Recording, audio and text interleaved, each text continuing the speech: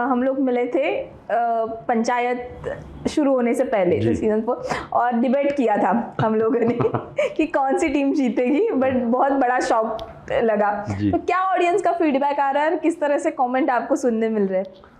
Comment तो मुझे तो लगता है कि हर बार ये शो हम लोग जब भी जैसे 1 से 1 से 2, 2 से 3, 3 से 4 ये बढ़ता रहता है ऑडियंस का फीडबैक, और लगातार चलता रहता है। काफ़ी लोग तो बहुत दुखी हैं कि हम लोग हार गए हैं। जी। काफ़ी लोग तैयारी कर रहे हैं कि उन लोग को हराया कैसे जाए। सजेशन वशन भी आने लगता है कि ऐसा करिए, काम कीजिए कि उन लोग को फिर से री इलेक्शन करवाइए, आप लोग जीत जाएंगे, बेईमानी हुई है। तो ऐसे टाइप का है इसका ऑडियंस का रिएक्शन, और लोग मतलब कि कनेक्टेड है ना इस जो है इस शो से, तो वो लोग जो है लिखते ही रहते हैं इसके बारे में। तो शो में मुझे लगता है कि टचवुड ऐसा रहे हमेशा कि इतने लाखों लोग आते। बिल्कुल। मैंने एक मीम पढ़ा था जहाँ पे लिखा था कि डोनाल्ड ट्रंप ने ट्वीट किया है कि वो जो है इसमें मेरे और सही में बीच में तो एक तो पहला वो था, फिर उसके बाद आगे वाले का भी था जी कि अब बैठ के जो पार्लियामेंट होगी उसमें डोनाल्ड ट्रंप आके आपस में जो है समझौता कराएंगे कैसे होने वाला है। तो मीम वर्ड में तो हिट है ये शो जो है। बिल्कुल। और असल में भी हिट है सर। जब शुरुआत की थी तब कुछ अंदाज़ा था, क्योंकि टीवीएफ के वीडियोस यूट्यूब पे हम देखा करते थे, बट इतनी सफलता और इतना कुछ अंदाज़ा था, किस तरह से जुड़ गए थे आप? इतना तो कभी नहीं रहा है, जैसे कि हम लोग को भी नहीं पता था फर्स्ट में, जब तक कोविड का बीच में गैप नहीं आया, हम लोग रोड पे नहीं गए कि शो के बारे में सब जानते हैं। सीज़न 1 में भी 1 से बड़ा 2 हो गया तब भी नहीं जानते थे कि इतना ज़्यादा, तो उसका कोई कैलकुलेशन नहीं रखता है। डर रहता है कि पता नहीं क्या ख़राब हुआ अच्छा हुआ, पर पब्लिक के बीच में शो ये हमेशा जो है ऐसे मतलब एक पूरी फैमिली देखती है ऐसा ना ये शो। तो 3 तरीके के लोग होते हैं, माँ बाप होते हैं, उनके बच्चे होते हैं, उनके भी माँ बाप हो सकते हैं, तो है ज़्यादा है इसके देखने वाले लोग। तो हम लोग को तो सब ऊपर वाले का है ही है कि ये अच्छा हो रहा है शो के लिए। बिल्कुल। मुझे याद है कि दूसरे सीज़न के बाद तीसरे सीज़न में थोड़ा समय लगा था, और जब तीसरा, चौथा और अब जो अनाउंसमेंट हुई है वो बहुत ही तेज़ी हुई। तो एक होता है ना कि क्यूरियोसिटी बहुत थी, और पहला सवाल ही तब इंटरव्यू के टाइम पे ये था कि इतना समय क्यों लगा। तो जब वो आया नहीं था तब लोग कहाँ आपको कौन सी वियर्ड जगह है जहाँ पे पूछा था कि कहाँ पे कब आएगा सीज़न? अरे रोड पे पूछ लेते हैं चलते हुए। एक बार तो जो है एयरपोर्ट के जो है टॉयलेट के पास पूछ लिया था कि भाई साहब तो बता दीजिए कब आएगा। और क्या होता है कि इस शो में एक जैसे नहीं कहते हैं कि सवाल है एक, तो सीज़न 4 ख़त्म होते 2 दिन बाद से मेरे टाइम लाइन पे सीज़न 5 कब आएगा, तो है इसके मतलब एक तरीके का है ये कि हम लोग बोल देते भाई हम लोग से मत पूछो, प्राइम वीडियो से पूछा करो, उन्हीं कॉपी पेस्ट कर देते हैं ये देखिए। पर करीब मेरे हिसाब से 10-15 हज़ार मैसेज तो रहता है अब तक आ चुके, कब आएगा टाइप जो है सबके पीछे। जिस तरह से प्रहलाद चा के किरदार की ग्रोथ हुई है वो भी अलग तरह से, क्या पसंद आता है जो आपके किरदार में, कौन सा बदलाव है जो एज अ फैजल आपको बहुत पसंद आ गया? मेरे किरदार में जो है जिस तरीके से लिखा हुआ है, और मतलब कि ओवरऑल जिस जगह पे वो है, जहाँ से कहानी शुरू हुई थी, जहाँ पे अभी है जिस ग्राफ के पास, वो मुझे बड़ा अच्छा लगता है कि एक इंसान, कभी कभी ऐसा होता है कि आप एक किसी भी सीरीज़ या कहानी में एक किरदार को एक ही डायमेंशन में देखते रहते हैं, ख़त्म हो जाती है कहानी। मेरे किरदार के साथ सब कुछ हुआ है, तो मुझे उसमें मज़ा आ रहा है करने में भी, देखने में भी, और जो चीज़ वो लिख देता है राइटर मेरा, क्योंकि पहले तो पढ़ते साथ मुझे लगता है मैं नहीं कर पाऊँगा, पर बाय द टाइम शूटिंग होते होते वो कन्वर्ट हो जाता है, मेहनत करके हम लोग वहाँ तक पहुँचते हैं। तो मुझे अपने किरदार की सहजता अच्छी लगती है, इस तरीके से वो दुनिया को देखता है वो करेक्ट लगता है।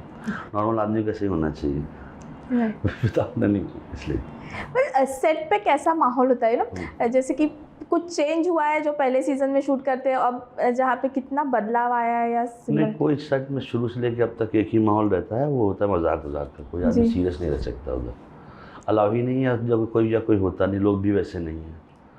तो मुझे लगता है आप कभी आइए तो आपको अपने आप उसका टेम्परामेंट समझ में आ जाता है सेट का, कि सेट, क्योंकि डायरेक्टर खुद ही जो है उसका जोकर मतलब कि सेंस ऑफ ह्यूमर टाइप उसका अच्छा है, करेक्ट बैठता है, तो वो हम सब लोग खुशी रहता है वहाँ पे, ऐसा कुछ है नहीं, मज़ा रहता है। 1 मिनट सॉरी। बट सबसे मजा ऐसा कौन है जो एक बार शुरू हो जाए, एक होता है ना कि वो खत्म, रुकने का नाम नहीं, तो डायरेक्टर थोड़े चिल्लाना पड़ता है या कुछ होता है।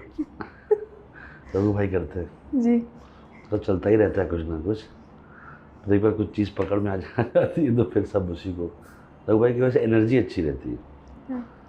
तो उनका वो तो सॉलिड इंसान है, को किसी न किसी चीज़ को पकड़े रहते हैं इसलिए तो उनके साथ जो है एक आध दो बार हुआ है कि बोलना पड़ा है कि भाई चुप हो जाओ तुम लोग, तब सब लोग बोला सीरियसली 3-4 घंटे तक हो गया था हंसी रहते लोग, शूटिंग बंद हो गई, रुके सब लोग, फिर बोला उसने कि मत करिए ऐसा आप लोग, तो हुआ ऐसा। पर रघु भाई वैसे रहता जी। सिर्फ आप ही नहीं, हमें OTT की वजह से कई सारे एक्टर्स से एक कनेक्शन हुआ जो शायद हम पहले नहीं जानते थे, जब फिल्मों में आते थे मतलब इतना कनेक्ट नहीं हो पाते थे। बतौर एक्टर OTT ने आपकी ज़िंदगी किस तरह से बदली? देखिए एक तरीके का एक बदलाव तो है ही, क्यों नहीं कहूँगा, सबसे ज़्यादा OTT की वजह से हुआ है। पर कभी ना कभी तो होना ही था कि इस चीज़ को लेके ये फॉर्मेट है जिसे हम कहते हैं एक लॉन्ग फॉर्मेट। इस फॉर्मेट में दुनिया में कहीं भी किसी भी प्लेटफॉर्म को जब देखेंगे तो जैसे यहाँ पे रेवोल्यूशन जैसे हुआ एक्टर का, वहाँ पे भी हुआ है। HBO का हुआ है बहुत पहले, FX का हुआ है। तो नए तरीके के लोग आते हैं, वो लोग उनको हम लोग देखते हैं। जैसे अभी एक शो आया है एडोलेंसेस करके, बहुत देखा है लोगों ने। उसका जो मेन लीड है वो आए थे तो बहुत पहले गाय रिची की फिल्म में, लॉक स्टॉक में। अच्छा। पर जब एक सीरीज़ थी बोर्ड वॉक एम्पायर, उसमें देखा गया था उनको, वहाँ से मैंने उनको। अच्छा, ओके। तो वैसे रहता है दुनिया में, तो वो है मेरी ज़िंदगी में। तो समझ लीजिए कि एक्टिंग और OTT से मतलब उल्टा ही हो गया है, जो नहीं सोचा था वो हो रहा है जी। तो अब मैं आग बंद करके कर रहा हूँ उसे कि अब देखते हैं क्या होता है। पर है क्या हुआ है, क्या किस तरीके का चेंज है, बिकॉज तुम्हारी जर्नी तो काफी लंबी है जी। और किस तरीके का चेंज तुम में आया है और क्या तुम्हें कहाँ कॉम्प्रोमाइज करना पड़ा है कि तुम जो you going with the flow, कैसा है? I am going with the flow, क्योंकि एक्टिंग के बारे में इतना नहीं सोचता कि इतना होगा। मैंने तो क्योंकि पता ही था यहाँ ये करेंगे, ये हो गया, एक सीज़न 1 में हो गया, फिर 2 में हो गया, तो मुझे थोड़ा सा अपने आप को यस करने में सेट हुआ कि चलो अब इसको करते हैं, ना नहीं बोलेंगे। वरना मैंने बहुत वासेपुर के बाद बहुत चीज़ों को ना भी बोला था। मैं अपना एक कंपनी छोटी सी चला के कंटेंट बना के शो बना रहा था, जो मुझे लगा था यही है अब जो है फ्यूचर। पर इस चीज़ ने इस चीज़ को सोचने में एकदम उल्टा कर दिया। अब मुझे ये ज़्यादा और वो कम नहीं कहते, वैसा बैलेंस आउट करना पड़ रहा है। और जो है अपने आप से ही सच बोलना पड़ा कि चलो अगर अच्छा लग रहा है, हो रहा है, करते हैं फिर इसको जो है अच्छे से। तो वो बदलाव कहते हैं मेरे हिसाब से, और मैं फिर कर रहा हूँ उसे। गैंग ऑफ वासेपुर में भी एक्सीडेंटल आपकी जिंदगी? हाँ, वो तो हो गया था ऐसे ही। उसके बाद मैंने नहीं किया था एक्टिंग 2-3 साल, आया था ज़्यादातर पुलिस का ही रहा था, पर मैं करता नहीं था। वासेपुर में भी ये था कि चलो एक ने मजाक चलो कर लेते हैं, चलो कर लेते हैं, 25-30 दिन रहेंगे। उसने कहा बस करके आ जाएंगे, ख़त्म हो जाएगा। हम लोग को भी नहीं पता था ना ये शो यहाँ से यहाँ तक होने वाला है। और सबसे पहले कास्टिंग मेरी हुई थी पंचायत में, किसी की नहीं। तो उसने बोला था 25-30 दिन है, वहीं रहना, थोड़ा थोड़ा डायलॉग करके आ जाना। मैंने कहा किसी और से कहा, नहीं कर लो। बस इस कन्वर्सेशन में शुरू हुआ था। अब वो एकदम उल्टा हो चुकी है दुनिया मेरे लिए। थैंक यू चंदन कुमार जो हमारे राइटर हैं उनका और डायरेक्टर का, कि उन लोगों ने, मुझे लगता है उन लोग का बहुत श्रेय है इस चीज़ को होने में। क्योंकि आप अपने आप को नहीं जानते हैं एज एन कैरेक्टर या एक्टर। एक डायरेक्टर या राइटर अगर आपके बारे में सोच के लिख रहा है, फिर आपको कन्विंस कर रहा है कि तुम कर सकते हो, तो वो ज़्यादा है मेरे लिए जो है। मुझे नहीं पता कि यहाँ तक पहुँच जाएगा जी। या मैं, पर उन्होंने कहा हो जाएगा, तुम करते रहो बस ऐसा, वो सही है। एज ए प्रोड्यूसर मतलब कैन यू इलैबोरेट कि तुम किस तरीके का कंटेंट बनाते थे, तुम क्यों उसमें मतलब तुम्हारी जर्नी के बाद प्रोड्यूसर बोला तुम जी। अभी वो ऐसा हो गया, एक्टर इधर है, प्रोड्यूसर इधर है, तो कैसे करोगे? अभी क्या है कि मैंने एक छोटी सी कंपनी खोली 2010-11 में, उसका नाम था हमारी फिल्म कंपनी। हमने आइडिया हम लोग जब खोला था तो उसमें एक सीरीज़ बनाने के लिए आज से 10-15 साल पहले, और उसमें हमने शुरुआत किया अनुराग सर के साथ। हम लोगों ने एक पायलट भी बनाया एक चैनल के लिए, 1 साल 1.25 साल में वो बना। फिर चैनल ने उसको बोल के सेट करके फिर उसे कहा कि नहीं करेंगे, कुछ और बनाते हैं। फिर क्या करा, फिर हमने उन लोगों ने एक और शो बनाया MTV के लिए। वो सोशल सीरीज़ था based on true story. Okay. उसको IT अवार्ड भी मिला था बेस्ट सोशल सीरीज उस साल। तो हम वाइडली, जब मैं प्रोड्यूसर बनने की दुनिया में आया तो मेरा बेसिक लॉजिक ये था कि दूसरों के लिए मैं 20-20 घंटा काम कर रहा हूँ। मैं अपनी कंपनी खोलूँगा, खुद बनाऊँ कंटेंट, खुद बेचूँगा, देखेंगे जो होगा। क्योंकि वो कंटेंट प्रोडक्शन कंपनी थी, हम लोग एक आइडिया पे क्रिएट करते थे, क्रिएट करके चैनल या प्लेटफॉर्म के पास जाते थे, उनको बोलते थे अच्छा लग रहा है चले बनाते हैं। 10 में से 9 बार तो वो लोग नहीं बनाते, एक कभी फंस गया तो उसको हो गया, तब वहाँ शुरू होता था। तो फिर उसके बाद मैंने एक और सीरीज़ बनाई इरोस के लिए, उसका नाम था स्मोक। मेरे जब इंडिया में सीरीज़ें बन रही थी तो तीसरे चौथे नंबर पर हमने भी बनाई थी एक सीरीज़, क्राइम थ्रिलर। ज़्यादातर मेरे पास आइडिया क्राइम थ्रिलर टाइप का रहता था, ये करते हैं। वो बनी, उस पर वो आप उसको देखिए, उसमें सब लोग अच्छी कास्टिंग है, लोग हैं। प्रमोशन नहीं हुआ उसका शायद ज़्यादा, जो लोग जानते नहीं थे। पर जब इंडिया के रेवोल्यूशन टाइप दुनिया में जब 3-4 सीरीज़ आई ना, सीक्रेट गेम्स, मिर्ज़ापुर, जी। तो हमारी तीसरी चौथी हम लोग भी थे उसमें। तो ये होता था उसमें। फिर मैंने सोचा कि ये जो दुनिया चल रही है इसी के अराउंड जो है काफ़ी काम था। डिस्कवरी चैनल के नाम के चैनल था, उसके लिए काफ़ी कंटेंट बनाते थे। उनके बच्चों के सारे कंटेंट ये सब नहीं होते हैं, क्लासमेट, क्विज शो, सब ये भी किया। MTV के लिए मैंने 6-7 शो बनाए हम लोगों ने, अपना और बना रहे थे। पर इन सब के बीच में पंचायत धीरे धीरे करके जो है उसने उसको हटा के जो है इस चीज़ को सामने कर दिया। बीच में कोविड भी हो गया। कोविड की वजह से बहुत सी चीज़ें जो पाइपलाइन सब बंद हो गई, 3-3 शो बंद हो गए जो चल रहे थे। तो ये टफ तो था ही, क्योंकि उस टाइम पे सब कुछ होने वाली चीज़ें जो हो रही थी, कोई शो चला गया था राइटिंग पे, किसी का प्री प्रोड हो रहा था, सब खट एक के बाद एक उन्होंने बंद करना शुरू। बहुत बड़ा सेटबैक था। हाँ बहुत, वो काफ़ी ज़्यादा। और वो क्या था कि एक के बाद एक हो ही रहा था, कुछ भी हो रहा था, ख़त्म हो रहा था, बंद हो रहा था। तो मुझे बहुत टेंशन हो गई। उसी कोविड के बाद ही जो है हमारे फादर की भी डेथ हो गई एक ही साथ। उसके पहले हमारे काफ़ी दोस्तों की डेथ हुई, मेरे पेट की डेथ हुई। तो ये एक साथ बैक टू बैक हो रही थी चीज़ें। तो मुझे भी लगा था कुछ हिला हुआ। सीज़न 1 के बाद तो मेरे फादर की डेथ हुई, तो मुझे ऐसा लगा था कि ये टफ था, ये काफ़ी चीज़ें बहुत हिल गए थे तो। हाँ वो तो होता ही है, क्योंकि मेरे घर में काफ़ी लोगों की डेथ हो गई। मतलब between 15 days I think, family, मेरे फादर के दोस्त, अपने लोग मिला के 11 लोग की डेथ हुई।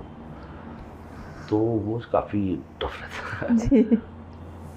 बट वो था, एक लर्निंग था, क्योंकि वो जो दिन थे उसमें मैंने देखा कि लोगों के डेथ में नहीं जाते थे डर के मारे। जी, कोविड। हाँ, तो मैं जाता था सबके। मुझे लगता था, इसलिए नहीं कि मैं बहुत महान आदमी, इसलिए कि मतलब कि मैं हमेशा ही बचपन से ही जाता हूँ। आप किसी भी उसमें रहिए, मैं पहुँच जाता हूँ उसमें। तो वो बड़ा अजीब सा था। फिर वो आया और फिर मैंने सीज़न 2 का शूटिंग था, उसके बाद ही वो ख़त्म किया। फिर मैंने आँख बंद करके सोच लिया कि ऑफिस बंद करते हैं, अब एक्टिंग करते हैं, देखेंगे क्या होता है। तो वो चीज़ें करने के बाद जब थोड़ा सा आगे एक्टिंग का सेट हुआ, तो मैंने जो पुराने और जितनी भी मेरी चीज़ें डेवलप थी उसको वापस से शुरू किया। तो शायद अब देखिए 1-2 फिल्म बनाएंगे बहुत जल्दी। आपने ये नहीं सोचा, जैसे कि TVF की फॉर एग्जांपल करें, उन्होंने भी अपना कंटेंट यूट्यूब, सोशल मीडिया पे ही डालना शुरू, कभी आपको ख्याल नहीं आया कि आप उसके लिए प्रोजेक्ट बनाएं, क्योंकि आज उनका भी रीच जो है वो बहुत नहीं, जो देखिए क्या होता है, जो चीज़ सब बनाते हैं। आमिर जैसा बंदा भी अभी यूट्यूब के लिए कंटेंट बनाने वाला, आमिर खान। तो नहीं, वो जब समय जो था उसमें क्या था, अब मैं इसी सब 3-4 साल में गड़बड़ भी हुआ है। जब हम लोग 17, 18, 19 की बात करें तो एक सही दिशा में लोग जा रहे थे जी। कंटेंट अलग तरीके से एब्जॉर्ब हो रहा था, अलग तरीके से लोग उसको बना रहे थे। जब कोविड के बाद से जो कुछ हिला है ना चीज़ें, उसका इफेक्ट मुझे लगता है अभी तक चल रहा है कुछ ना कुछ। जो डिसीजन उस टाइम पे लिए गए हैं शायद उसमें से 8 नहीं चले अब जी। एग्री। देखिए ना क्या हाल है। तो वो हुआ है। मुझे मतलब मेरे लिए तो ये था कि जितने भी प्लेटफॉर्म हैं जहाँ पे, उनके लिए मैं शो बना ही रहा था। जी। वो तो नहीं हुआ तब नई की बात Right. सुन रहा हूँ, तो अपन तो रिलैक्स थे कि 2022 तक बना के दे देंगे इनको। तो अपनी टाइमलाइन फिक्स थी, जी वो टाइमलाइन हिली, काम हिला तो उसके बाद से बैकवर्ड सोचना पड़ता है जी, उसके जी, हिसाब से। और क्या हुआ कि वो जो चीज़ रिजेक्ट हुई थी उस टाइम पे, अभी 2025 में वापस से उसी की मीटिंग हो रही है कि चलो करो करो करके बताते हैं, वैसा होता है ना। जी तो सब लोग जो है ना एक्सपेरिमेंटेशन में चले गए, वो एक्सपेरिमेंटेशन ने जो है लॉस किया काफ़ी। चलो ये बना लेते हैं शॉर्ट, वो नहीं कहते हैं वो जो है। अब आप देखिए ना कि ऐसा तो है नहीं कि जो आज फिल्म या सीरीज़ नहीं चल रही है वो अभी बनी है, उसका रीज़न 3 साल पुराना है, जी ये 4 साल पुराना है। 2 साल तो लगता है ना बनने में, 1.5 साल, 1 साल तो लिखने में लगता है।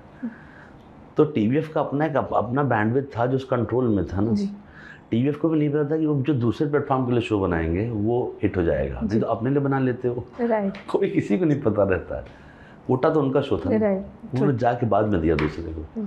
इस वाले में भी नहीं पता था ना पंचायत कि ऐसा कुछ हो जाएगा, जी इसका बम ही फट जाएगा कि लोग बात। लेकिन एक शो था ठीक ठाक सी दुनिया में, हम भी सोच रहे थे, हम सब भी कि यार कैसे होगा, क्या होगा, ठीक सा चल जाएगा, पर ऐसा नहीं सोचा था।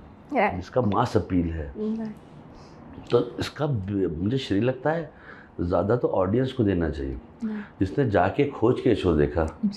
ऑडियंस भी एक तरीके का इन्फॉर्मेशन दे देती है मेकर को कि भाई हमको ये अच्छा लगता है। जी अभी तुमको ओटीटी का क्या हाल लगता है? वेयर इज स्टैग्नेशन आ गया, प्लेटो हुआ है, क्या दिखता है तुमको ओटीटी? अभी मुझे लगता है कि एक वो जो अभी का जो है ठीक सा नहीं है मुझे लगता है, क्योंकि वो जो चीज़ बना रहे हैं जहाँ पे हमको एक ऐसा प्लेटफॉर्म ऑडियंस ने खोज के निकाला है।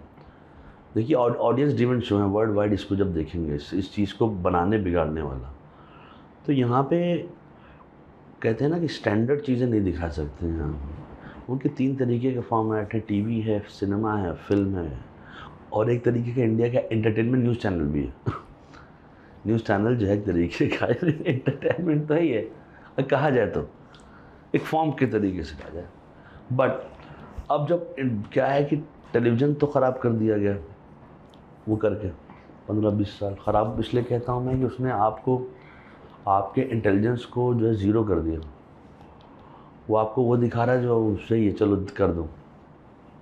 जहाँ से हम लोग टीवी देख के आए थे बचपन से, उसमें हम लोगों को अच्छे शो इसलिए दिखाया गया ताकि हम 20 साल बाद उस शो के बारे में बोल सकें। आप एक अच्छा शो 2000 के बाद नहीं बोल सकते।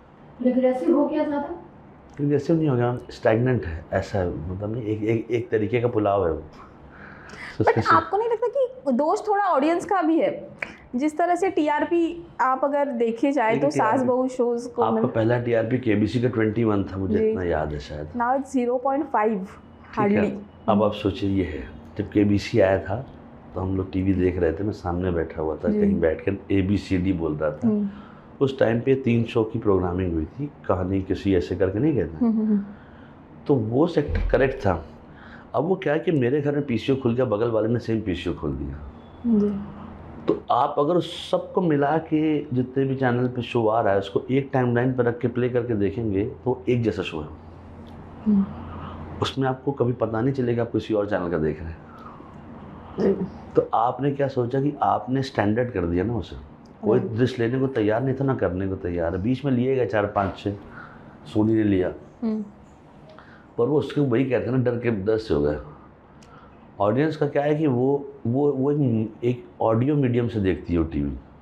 अगर घर में टीवी चल रहा है वो अंदर जाएंगी और भिंडी हिला के खाना पा वापस आएंगी तो वहीं पे होगा वो शो, वो कहीं नहीं जा रहा है। तो उसका कोई ईगरनेस नहीं उस चीज़ की ना, वो स्टैंडर्ड है, चल रहा है का एक बहुत, इसलिए मुझे अच्छा नहीं लगता है, बहुत ख़राब होने लगता है, अफसोस होता है। कभी ये सब चीज़ें शेयर नहीं करता हूँ, अच्छा नहीं लगता है, पर वो एक बहुत पुरानी सी बात है। क्या होता है कि बार बार ये कहने में ना मुझे अच्छा नहीं लगता ये। वहाँ से क्या सीखा, मतलब होता है ना उसने क्या सिखाया, लेकिन उन स्ट्रगलिंग डेज ने वो जितना भी देखिए, जितना भी मेरे साथ अच्छा बुरा एक्सपीरियंस है वो अच्छा रहा है, क्योंकि शहर का एंट्री फीस है वो। ये शहर आपको जो है थोड़ा सा ठीक कर देता है। आप कहीं से भी आए हो तो ठीक ठाक करके लाइन पे ला देता है कि चलो भाई अब हाथ पैर मार के अब चलो काम करो। तो वो आप उतना जो नहीं कहते हैं, मुझे काम करना फिर बहुत पसंद आया और मैं करता हूँ काम। जब आप जिस चीज़ को मैंने जैसे जहाँ चीज़ें स्टेप बाय स्टेप जो मिला करता गया करता रहा और कर रहा हूँ। तो मुझे फ़र्क नहीं पड़ता है। अब मुझे शर्म भी नहीं रहती है। जब मुझे प्रमोट करना था मैंने लग के वो किया, जब मैंने नॉन फिक्शन शो करना था वो किया। नॉन फिक्शन शो के लोग फ़ॉरेन का शो करने के लिए बहुत मैंने वो भी कर लिया। किस्मत होती है मैं करता गया, पर मैंने काम के लिए ना नहीं बुलाया। अगर है तो करूँगा, फिर चाहे तुम फिर आओ चलो। मुझे नहीं भी पता होगा, मैं रात भर बैठ के पढ़ाई करूँगा, ये चाहिए होगा, ऐसा होगा, ऐसा, पर सुबह तक जाऊँगा वो सब करना। और वो करने वो मेहनत से ही होता है। तो वो जो है उस सब चीज़ों की वजह से हुआ है जी। जो मेरे साथ गुजरी है। तो जो गुजरी है कि जो है तो पता रहता है कि अच्छा इसका रियलिटी है, ठीक है, डन, आगे करेंगे। जैसे आपने कहा कि ये शहर ठीक कर देता है, तो what is the first impression? क्या पहले इम्प्रेशन था इस बार, किस तरह से एडजस्ट किया और क्या कुछ पहले किया? दिन तो मुंबई, हाँ। तो पहले दिन आया तो मैं जो बैंड्रा से अंधेरी आया था ट्रेन पे फर्स्ट टाइम। हम लखनऊ इलाहाबाद मतलब लखनऊ की पढ़ाई वढ़ाई करके आए तो पहले आप वाले चक्कर में थे। एक धक्का पड़ा, नीचे गिर गया वहीं पर। पता नहीं था, मैं अपने मामा से मिलने आ रहा था, उनसे उन्होंने कहा था यहाँ मिलना है। मेरे को तो कैओस नहीं कहते हैं कि मैंने कहा इतने लाखों लोग इतनी स्पीड में जा कहाँ रहे हैं और आ कहाँ से रहे हैं, कोई किसी को नहीं छोड़ नहीं रहा है ना। और ऐसे मतलब मुँह खोल के ना, नहीं मैंने देखा पहले, अरे तो ये है क्या, इधर से आवाज़, इधर से ये खड़ाखड़ नहीं है, अंधेरी से बाहर निकलिए, ये नंबर बस से बैठिए, वहाँ पहुँचिए। पर ये जो नहीं वो दिख रहा था। मैं तो कभी सोचा, फर्स्ट टाइम मैं पहली बार ही बम्बई आया हूँ सिर्फ इस चीज़ के लिए। ऐसा नहीं कभी घूमने आया हूँ, टहलने आया हूँ, फर्स्ट टाइम बम्बई आया। अब यहाँ से अब यहीं रहना है। और जो भी बोल रहा है, अच्छा यहाँ पे कहा तो जो भी रिश्तेदार, नातेदार, भाई के दोस्त, सबका एक ट्रेनिंग स्कूल चल रहा है। यहाँ ये है, ये है, ये है, ये मत करना, ये नहीं करना, होता है अपने आप नहीं कहते शहर में। फिर वो ले गया टाउन हमको, वो जो क्वींस नेकलेस वाली जगह है, पिक्चरों में तो 8-10 बार देखी है, तो आप सब कुछ रेफरेंस हो रहा है पिक्चर से। ये पिक्चर में अच्छा ऐसा हुआ था, ये पिक्चर में ऐसा था, ठीक है। अपन तो ऐसे बताया ना कि ये देखा कैसे होता है, ये यहाँ पे, यहाँ बच्चन साहब यहाँ दौड़ के भागे थे, ये गिरा था यहाँ पे, वो नहीं कहते हैं दीवार का, तो ये सभी तो करते हैं लोग। अच्छा वो जो दिखा रहा है वो भी इसी टाइप का टूरिज्म दिखा रहा है, ये पिक्चर यहाँ लगी थी, उनको भी किसी ने बताया था। तो सेम इन्फॉर्मेशन आपको दूसरे इंसान को देनी है। ऐड किया मैंने उनके साथ अभी साइबर पोस्ट का। हाँ अभी ऑन एयर है। क्या था फर्स्ट इम्प्रेशन? मेरा सेकंड टाइम था उनका। एक बार तो उनके घर गया था कुछ काम के उसमें, जहाँ खूब खाने को मिला था। उन्हें अपना खाने को बहुत मिलता है, लगातार जो है आप जाइए, आता ही रहता है खाना, ख़त्म नहीं होता है, और चाहिए और मिलेगा। पता नहीं क्या है उनके किचन में, लगा रहता है ढेर ढेर सारा सामान। हाँ सही में मैंने इतना अच्छा एंड नहीं है, पूछ भी लेते हैं और कुछ है। हाँ जब ऐड किया तो पूरा दिन जो है ये था, उनके साथ काम करना, नींद ही नहीं आ रही है जी। सुबह जाके अपनी लाइन लेके वेट कर रहे हैं कब उनके साथ रिहर्सल हो। तो आधे, अच्छा हमारे मेरे अलावा क्रू के भी सारे लोग सुबह से, बच्चन साहब मुँह खोले, इसका देखो इतने वो खुशी दिख जाती है सबकी आँखों, लिविंग लेजेंड है ना, कि मतलब आके खड़े हो गए ना, तो मैंने तो चुप ही हो गया तो। पर बहुत अब कहते हैं ना कि एक सपना होता है एक लाइफ में, वो देखी वो फ़ोटो रखी है, शूटिंग से वापस आया, मैंने कहा आप बाद में ना फ़ोटो खींच लेना, सबसे पहले मुझे देना। काम वाम छोड़ के सीधा फ्रेमिंग कराए कि ये रख दिया है, ये काम जो है लाइफ का एक चीज़ हो गई। बातचीत हुई, बच्चे ने कुछ बोला? हाँ रिहर्सल में, हाँ बताइए क्या हुआ, ऐसे नहीं था। मैंने उनको बताया कि 5 हुए, हमने कहा थे अरे आप इलाहाबाद के तो करते रहते बात, भाई चलिए शुरू करते हैं। वो इतना एनर्जी लेवल है वो जो है। तो मैं उस दिन तो ये था कि बस रात जो है ये दिन ख़त्म ना, दिन भर चलता रहे, हर एक आदमी खुश था वहाँ पे। अरे अब मैंने घर और हर जगह बता रखा है कि आज बताता हूँ, नहीं होता है चुपके से फोटो खींच के भाई दे लेना एक बार देखनी चाहिए, बहुत अच्छा हो। और एक आज कोई नया फैजल बम्बई आता है तो तुम क्या बोलोगे, क्या तुझे सीखा हो, क्या बताओ? मैंने जो कि कोई भी इंसान है, सबसे पहले तो बोलूँगा कि पेशेंटली चीज़ों को देखे। फिल्म मेकिंग आज की डेट में एक अच्छा सा कोर्स मांगती है। सॉरी हमको तिल का लड्डू खिला दिए थे इलाहाबाद का, कहने लगे कहाँ हो, इलाहाबाद से हो, वहाँ का तिल का लड्डू खाओगे? मैंने कहा वो कैसे आ गया? वहीं से आया, असली है। वहीं से आया है। वहाँ से डब्बा मंगवाया, फ़ोन किया, उन्हें डब्बा आ गया। मैंने कहा ये भी है इनके घर पे? हाँ आप समोसा बोले, जो कहिए, कुछ तो उनका ट्रेलर चल रहा होता है खाने का। ये खाएंगे क्या? चलिए सर, जितने भी लोग कहीं से भी इलाहाबाद क्या कहीं से भी आएंगे, उनका मेरी राय ये है कि पेशेंस एक बहुत बड़ी चीज़ है यहाँ पे। अगर सच में फिल्म मेकिंग की दुनिया में आना चाहते हैं, चाहे एक्टर करें, कोई जो एक तरीके प्रोफेशनल नॉलेज हो जाए तो अच्छी बात है। मेरे पास नहीं थी तो मेरे को इतने साल लगे एक चीज़ करने में। जो प्रोफेशनल नॉलेज रहेगी तो आपको चीज़ें जल्दी जल्दी सेट हो जाएंगी। थोड़ी सी पढ़ाई कर लें, थोड़ा सा अवेयरनेस रखें क्या क्या हो रहा है। वो बहुत तेज़ी से घूम रहा है अभी, और पहले इतना आसान था, धीरे धीरे था। अब स्पीड बहुत चेंज हो गई है। अभी क्या है कि बहुत सी, क्योंकि रेफरेंसिंग पे वहाँ सिनेमा बहुत चलता है कि वहाँ चल रहा है तो यहाँ बना देते हैं, पर वो हो नहीं रहा है जी। वो बैलेंस आउट होगा एक दिन। हम लोग उनसे ज़्यादा अच्छा सोच रहे हैं, मुझे लग रहा है ऐसा। तो वो होना बहुत ज़रूरी है, और एकदम आराम से पेशेंटली काम करें, और कोशिश करें कि दिन भर में 4 घंटा फ़ोन रख के 10 लाइन या 25 लाइन या 50 लाइन लिखें। आप लिखेंगे ना चीज़ों को, या हाथ से या कंप्यूटर पर, चीज़ें बहुत अच्छी होती हैं। पर आज का युग बहुत जल्दी में है, ऐसा लगता है तुमको? क्या करेंगे मैम, उनके पास इतनी ढेर सारी इन्फॉर्मेशन है, उनके हाथ में एक 2 GB फ्री दे दिया गया है, वो स्पीड अप तो होंगे ही होंगे। अब क्योंकि एजुकेशन भी उसी हिसाब से चेंज होती जा रही है ना, वो सोच ही रहा है कि यहाँ ये मतलब गैप है उसकी ज़िंदगी में आने के लिए। और उसका रीज़न भी ये है कि वो जो इन्फॉर्मेशन उसको लगातार ढेर सारे, हम लोग के साथ अच्छाई ये थी कि हमारे पास ये इतना ज़्यादा था नहीं। ह्यूमन इंटेलिजेंस बहुत यूज़ होती थी जी। अभी क्या है, गूगल इंटेलिजेंस बहुत यूज़ होती है, ह्यूमन इंटेलिजेंस है। तो आपकी रेफरेंसिंग बड़ी अजीब सी है, और उसी को सत्य मान रखा है उन्होंने। जी। अपने माँ बाप की बात नहीं मान रहे हैं लोग, कह रहे हैं गूगल कह रहा है वो सत्य है, तो क्या डॉक्टर की भी तो बात डॉक्टर की भी नहीं मान रहे हैं, तो किसको पढ़ा, क्या करेंगे। अभी हमने एक आर्टिकल अभी देखा, दुर्गेश कुमार ने लिखा है, हाँ। स्ट्रगलिंग डिस्पाइट इन प्रोजेक्ट्स लाइक पंचायत और लापता। क्यों ऐसा, मतलब ऐसा क्यों होता है? क्योंकि वो एक पार्ट, मैम क्या है कि वो स्ट्रगल तो ज़िंदगी का पार्ट है ही, पहली चीज़ तो ये है। और आसान भी नहीं है, क्योंकि आप जिस कैरेक्टर को जी रहे हैं या कह रहे हैं किसी भी फॉर्म में, अगला आदमी जब आपको दूसरे कैरेक्टर के लिए बोलेगा तो ऑडिशन लेगा ही लेगा। बहुत ढेर सारे लोग हैं, ऐसा नहीं है कि वो, और ये ऐसा नहीं, मैं भी अभी तक जितना शो वो चल रहा है फिर भी फ़ोन करते हैं ऑडिशन के लिए बुलाते हैं, तो जाऊँगा ही जाऊँगा ना। मैं थोड़ी पसंद नहीं करूँगा, मैं अब मैं इतना बड़ा आदमी जो ऐसा तो नहीं कह सकते हैं। वो भी तो बेचारा अपनी चीज़ सही से करना चाहता है ना, तो क्यों ना करता, आप इसीलिए आए ना, तो ये करना चाहिए। और स्ट्रगल तो ज़िंदगी भर रहेगा हमेशा।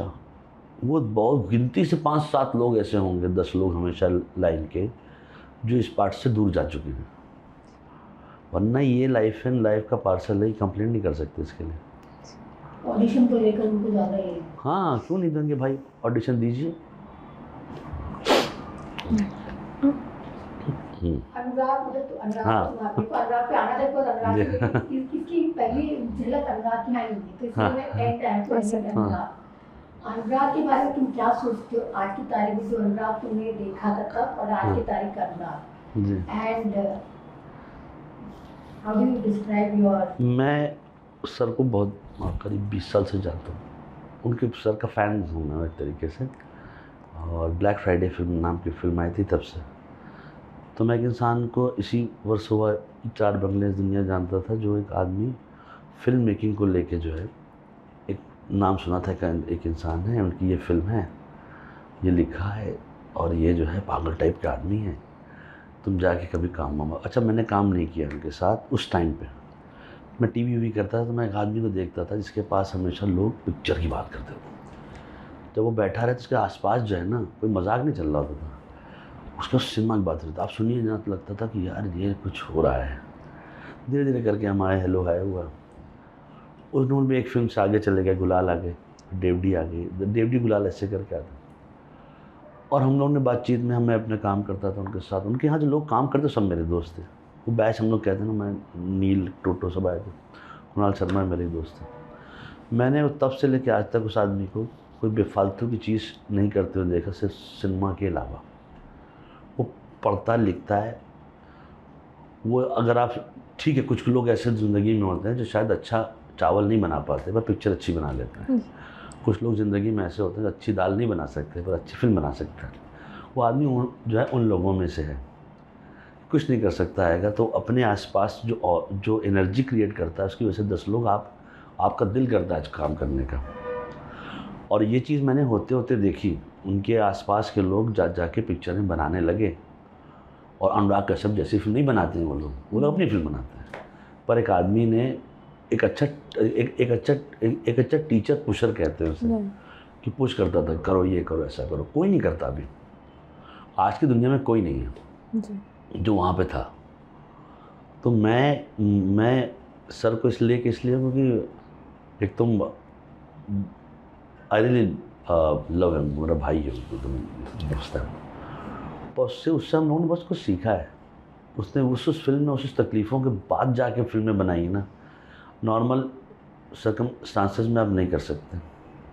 आपकी चीख निकल आएगी, भाग जाएंगे आप यहाँ से। गुलाल नहीं देखा? हाँ भाई गुलाल देख लीजिए, वो कैन लेके दिखाने वाला फिल्म आदमी आपको आप सोच सकते हैं।